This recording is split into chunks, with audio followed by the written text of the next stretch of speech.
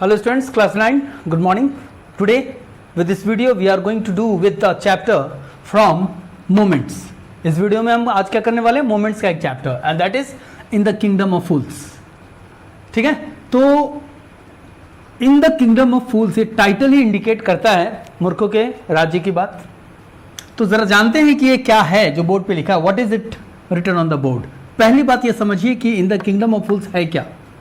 It is a Kannada folk tale from A.K. Ramanujan's folk tale of India. मीन्स A.K. Ramanujan एक well known writer south के, तो एक कन्नड़ कहानी है, ठीक है, जो कि एक बुक से ली गई है, जो रामानुजन की लिखी हुई किताब है जिसका टाइटल है फोक टेल्स ऑफ इंडिया. वहां से एक स्टोरी ली गई है in the kingdom of fools, and it is a Kannada play, folk tale नाटक, which is written in English for the student of class 9 syllabus CBSE. तो folk tale होता क्या, what is folk tales? तो folk tales है, folk tale is a story which is passed from one generation to another. folk tale क्या है, ये कहानी होती है जिसमें बहुत सच्चाई कुछ नहीं होती, लेकिन मनोरंजन के लिए कहानियां सुनाई जाती है और ये एक पीढ़ी से दूसरी पीढ़ी में पास होती रहती है. नानी ने सुनाया, फिर उसके बाद उस जनरेशन को, फिर उस जनरेशन जब बुजुर्ग हो गए तो अगले जनरेशन को उस जनरेशन ने सुनाया, फिर नेक्स्ट जनरेशन जब बुजुर्ग होता है तो वो अगले को सुनाता है, और इस तरह से पीढ़ी दर पीढ़ी, ठीक है, जनरेशन टू जनरेशन ये कहानियां पास होती चली जाती है. तो ऐसे कहानियों को ही हम कहते हैं folk tales, FOLKTALES, folk tales. तो आइए let us understand this title first. ये जो title in the kingdom of fools, इस चैप्टर का मतलब ये द स्टेट, एक राज्य जहां लोग वाइज नहीं थे, यानी कि बुद्धिमान नहीं थे, means they were not intelligent. In this story, इस कहानी में चूंकि किंगडम है तो ऑब्वियसली किंग होगा, तो किंग, उसके मिनिस्टर्स और उसके एडवाइजर्स, दे ऑल वर फूल्स. वो सब के सब क्या हैं, मूर्ख हैं, बेवकूफ हैं. That means they are not wise and intelligent. When this kind of people rule the kingdom, जब ऐसे मूर्खों की जमात किसी राज्य को, किसी देश को चलाता है तो क्या होता है, then what happens? It has been told in the story. तो यही बात इस कहानी में कही गई है कि मूर्खों के द्वारा अगर शासन हो तो शासन कैसा होगा. आइए समझते हैं, let us go through the story. तो this is your book, that is Moments, and this is the chapter number 4 in the Kingdom of Fools. Open this and let us begin the कहानी. कहानी इस ऊपर के 3 line में लिखी हुई title के जस्ट नीचे जो 3 लाइन है उसको पहले हम लोग हाईलाइट करते हैं. It is believed that fools are so dangerous that only very wise people can manage them. ऐसा कहा जाता है कि मूर्ख इतने खतरनाक होते हैं कि उनको मैनेज करने के लिए, उनको बैलेंस करने के लिए, मूर्खता से पार पाने के लिए बहुत अधिक बुद्धिमान व्यक्ति की जरूरत होती है. तो who are the fools in the story and what happens to them. आइए कहानी को जानते हैं. I will just keep on the book in front of me. I will not go through the chapter, but I will make you understand the paragraph, stanzas, not stanza, paragraphs that is highlighted over here. तो आप लोग इसको सुनिए गौर से. In the kingdom of fools the king and his ministers both were unintelligent. जरा समझने की चीज है, यानी कि इडियट्स. यानी कि ये जो किंगडम है, राज्य है जहां मूर्खों का शासन है, यहां के जितने भी लोग थे, चाहे वो मंत्री हो या राजा हो, सबके सब नालायक थे, मतलब बुद्धिहीन, जिसको कहते हैं अनइंटेलिजेंट थे. King and the minister did not want to run their kingdom like other kings do. मतलब ये जो राजा और उनका जो भी मंत्रालय चलता था, मंत्रीगण, ये लोग देश को उस तरह से नहीं चलाना चाहते थे जिस तरह से अन्य जगहों में देश को चलाया जाता था. उससे एक विपरीत, एक उलट तरीके से इनको देश चलाने की इच्छा हुई. So they decided to do something different. इसलिए इन्होंने कुछ अलग करने की सोच ली. और इन्होंने क्या अलग की, इन्होंने अलग ये कर दी कि they started treating night as day and day as night. तो इन्होंने तब्दील कर दिया, बदलाव कर दिया कि दिन का व्यवहार रात्रि की तरह और रात का व्यवहार दिन की तरह. उलट आम लोग और आम देशों से एकदम विपरीत इन्होंने अपने देश को चलाने का सोचा. इन्होंने ऑर्डर कर दिया कि work which was done at night would be done during the day and work which was done during the day will be done during the night. मतलब अनाउंस करवा दी राजा ने अपने पूरे प्रजा से, अपने राज्य में, कि दिन में करने वाला काम को रात में किया जाए और रात के करने जाने वाले काम को दिन में किया जाए. यानी कि उलट जिंदगी अब लोगों की हो गई। दे पास्ड एन ऑर्डर, और जानते हो इन्होंने जब ये ऑर्डर पास किया स्टूडेंट्स, तो क्या ऑर्डर पास किया? They pass the order that everyone in the kingdom would work at night, यानी सब के सब रात्रि के समय में कार्य करेंगे, काम करेंगे। And nobody would sleep at night, और रात को कोई सोएगा नहीं। फार्मर्स रात को खेती करेंगे, बिजनेसमैन रात को बिजनेस करेंगे। As soon as the sun rose everyone would go to sleep, if someone would disobey the order he will be punished to death. यानी कि जैसे सूर्योदय होगा, ठीक है, सब के सब सो जाएंगे, और अगर किसी ने राजा के इस ऑर्डर का पालन नहीं किया तो उसकी सजा क्या होगी? सजाए मौत, यानी मौत की सजा। तो स्टूडेंट्स क्या समझ में आया? राजा ने ऐसा अनाउंस करवा दिया कि अब बहुत उलट पुलट होने को है इस राज्य में, उनके राज्य में। The people were scared. Why they were scared? वो डरे हुए क्यों थे? कि that if they did not obey the राजा का order they would be sentenced to death penalty. So उन्होंने ओबे करने के लिए राजा का ऑर्डर डर के मारे मानना, और इट वॉज वेरी स्ट्रेंज, जबकि उनके लिए बहुत ही अजीबोगरीब बात था, क्योंकि आम दुनिया के लोग दिन का काम दिन में, रात को विश्राम के लिए, हम आप सब जानते हैं, सामान्य है, लेकिन यहां तो उलट होने को है। The king and his ministers both the fools were very happy that, सभी किंगडम में जितने लोग थे उनके किंगडम में सब उनके ऑर्डर का पालन कर रहे हैं, इसलिए मंत्री और राजा बड़े हद खुश थे कि वाह, हमारा राज्य जो चलेगा अलग ढंग से चलेगा। अब कहानी आगे बढ़ता, होता क्या है? एक दिन एक महात्मा पुरुष उस राज्य में आए। किस राज्य में? मूर्खों के राज्य में। And along with one of his disciples, और उनके साथ, उस महात्मा व्यक्ति के साथ, महात्मा पुरुष के साथ, तो साधु महात्मा के साथ एक व्यक्ति और था, उनका डिसाइपल, उनका कौन? चेला।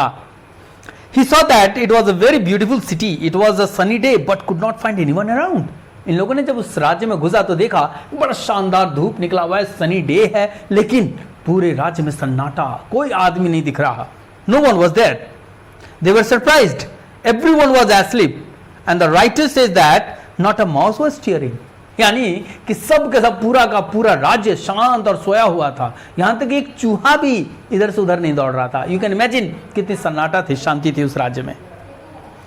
They could not find a single mouse moving around, which means एकदम क्वाइट, ठीक है, यानी कि छोटा से छोटा क्रिएचर भी राजा का ऑर्डर का पालन कर रहा था, सब सोए हुए थे, एकदम शांत थी। The people had taught their cattle to sleep during the day, यहां तक कि लोगों ने, उस राज्य के लोगों ने अपने पशुओं को भी ट्रेंड कर दिया था कि दिन में उनको सोना ही है, क्योंकि राजा का फरमान था ना, अपने साथ साथ पशुओं को भी, जानवरों को भी आदत डाल दी।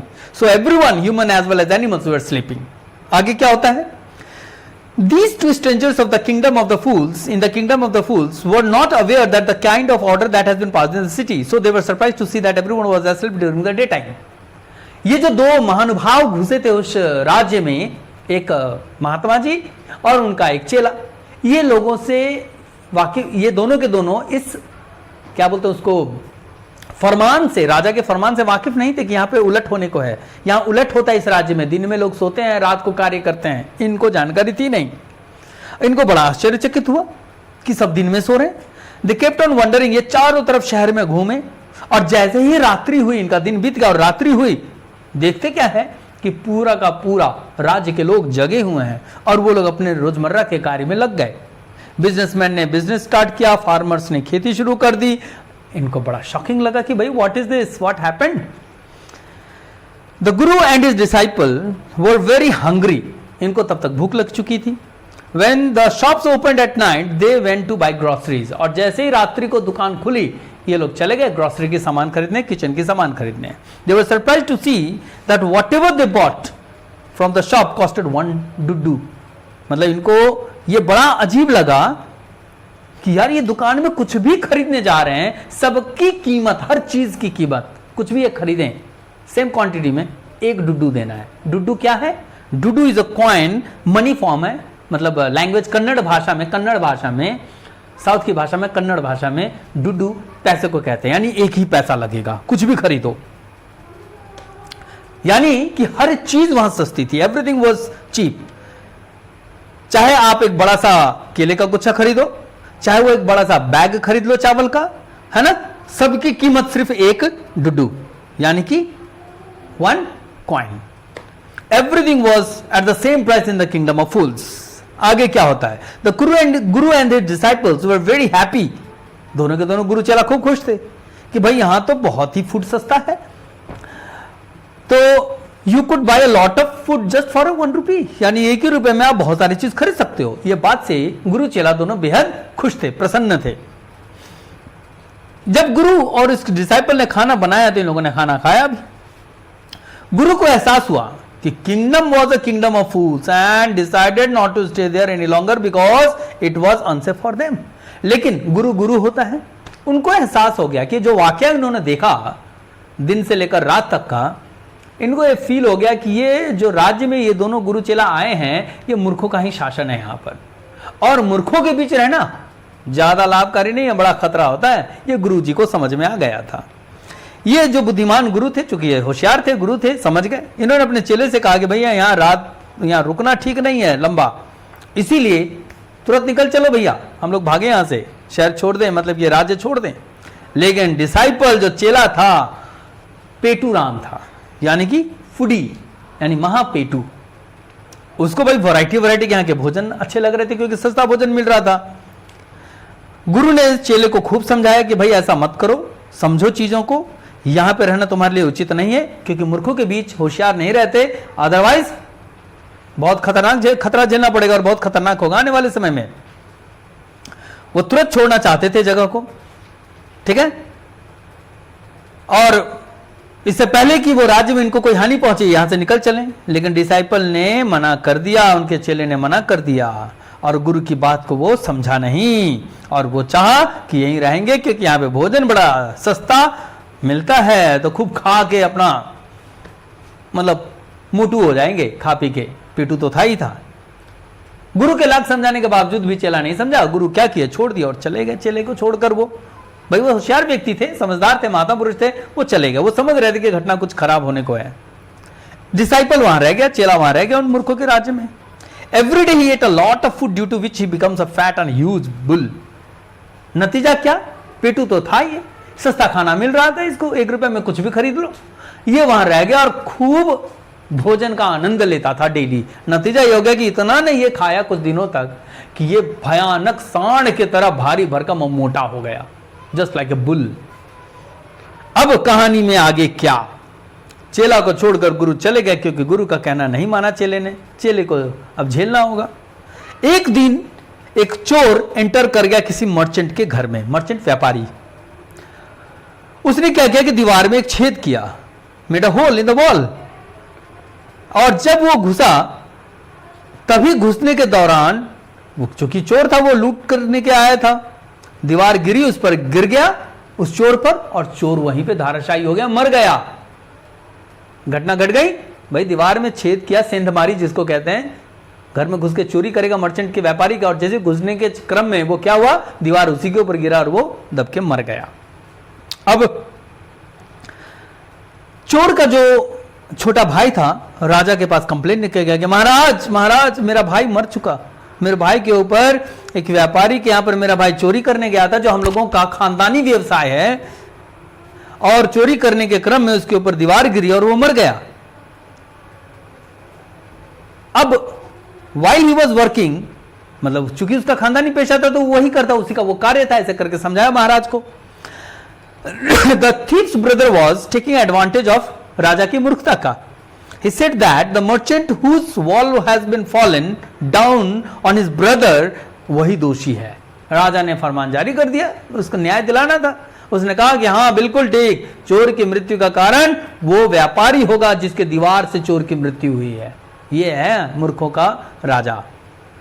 He should have made a strong wall, उसको दीवार बहुत तगड़ा बनाना चाहिए था, दीवार कमजोर था, तभी तो बेचारा चोर के ऊपर गिरा और चोर मर गया। तो कसूरवार कौन, वो व्यापारी। Requested the king to punish the merchant and get compensation on this।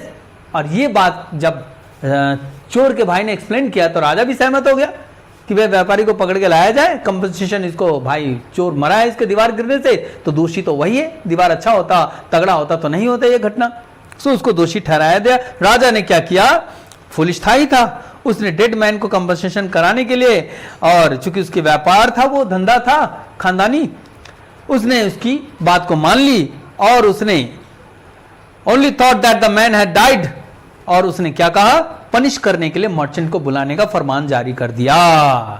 तो यहां तक बच्चों समझ में आ रहे हैं स्टूडेंट्स कि किस तरह से मूर्खों के राज्य में पहली घटना घटी कि चोर का मरना दीवार गिरकर, और यह सिद्ध हो जाना कि मर्चेंट के कारण हुआ है, क्योंकि मर्चेंट ने दीवार अच्छा नहीं बनाया और उसको फरमान जारी कर दिया बुलाने के लिए दरबार में। As soon as the merchant appeared, the king asked his name. King ने उसका नाम पूछा मर्चेंट का जैसे वो आया। Then the king asked him whether he was at home when the dead man, the thief, was burgling his house. राजा ने पूछा कि क्या तुम घर पे थे उस समय जब ये चोर तुम्हारे घर में चोरी डकैती करने के लिए घुस रहा था? मर्चेंट ने कहा कि he was at home only. The thief made a hole in the wall and entered. पूरी घटना कैसे हुई उसने बता दिया। वॉल के ऊपर गिरा, वो मर गया। Then the king told the merchant that he was guilty. He did wrong. Due to his weak wall, the thief has died and he would be punished. तो राजा ने जब मर्चेंट से सारी बातें सुनी तो मर्चेंट को कहा कि हाँ भाई ये तुम्हारा कसूर है, तुमने दीवार अच्छे नहीं बनाए थे, दीवार सख्त मजबूत होता तो आज ये चोर के ऊपर गिरता नहीं और चोर मरता नहीं, सो तुम्हें पनिश मिलेगी इसकी। Okay students, the merchant pleaded in front of the king, requested that my lord, it was not my fault. The wall was weak because the person who made the wall did not construct it properly. राजा ने कहा कि क्या तुम्हारे कारण wall गिरा है, तुम कसूरवार हो? तो उस मर्चेंट ने समझाया कि महाराज वो जो दीवार गिरा मेरे कारण नहीं गिरा, जिस मैसन ने, मैसन कौन होता है? ब्रिकलेयर, जो मिस्त्री होता है, राजमिस्त्री जो दीवार खड़ा करता है, कहा कि उसने ही इसको ठीक से नहीं बनाया था, अगर वो ठीक से बनाया होता तो ये दीवार गिरती ही नहीं। Hence you should punish him, इसलिए महाराज उसको ही सजा देनी चाहिए। And further he added that the wall was made during his father's time. The person who built it was very old. He knew him as he lived nearby. और उसके बाद merchant ये भी कहता है कि ये जो दीवार बना था ये उसके पिता के समय बना था, और उस पिता के समय बनाने वाला जो मर्चेंट था वो बुजुर्ग हो गया, लेकिन ये जानते हैं कि वो कहां रहता है और ये कसूरवार उसी की है। क्यों? क्योंकि उसने दीवार कमजोर बनाया था जिसके कारण गिरा। और इस तरह से मर्चेंट ने अपना दोष उस ब्रिकलेयर पर, यानी कि उस राजमिस्त्री पर थोप दिया जिसने उस दीवार को बनाया था। तो स्टूडेंट, इस तरह से हम इस पड़ाव पे पहुंचे हैं कि कैसे कहानी आगे बढ़ी कि चोर का सेंधमारी करना, दीवार का गिरना, दब के मरना, मर्चेंट को दोषी देना, मर्चेंट को बुलाना, दरबार में सजा सुनाने की बात होना, मर्चेंट अपना बखान करना कि मैं कसूरवार नहीं हूं, और एक्सप्लेनेशन देना कि किस तरह से उस राजमिस्त्री का जिसने दीवार खड़ी की थी उसके कसूर से हुआ और उसके कारण वो दीवार गिरी और वही दोषी है। अब इसके बाद का section we will do in the next video. Okay student, thank you.